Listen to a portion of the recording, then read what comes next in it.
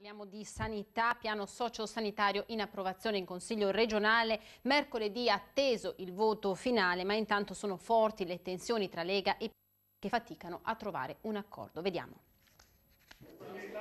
Le dichiarazioni finali e il voto conclusivo dovevano arrivare ieri in serata, ma è slittato tutto alla prossima settimana.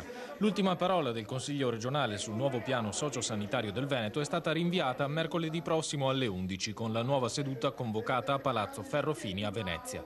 Le cose sono andate per le lunghe e alla fine la conferenza dei capigruppo ha deciso che se ne riparlerà il 20 di giugno. Una giornata lunga e non priva di tensioni, quella di ieri, in cui comunque l'Assemblea ha approvato i 19 articoli della legge ed esaminato gli emendamenti relativi all'allegato alla legge, che specifica nel dettaglio i vari capitoli del piano.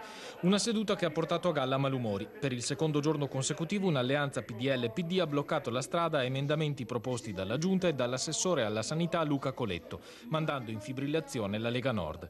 Giovedì la maggioranza si era spaccata sulle ULS da tagliare e su chi dovesse dire l'ultima parola sulla nomina del direttore generale della sanità, se la Giunta o la Commissione Sanità.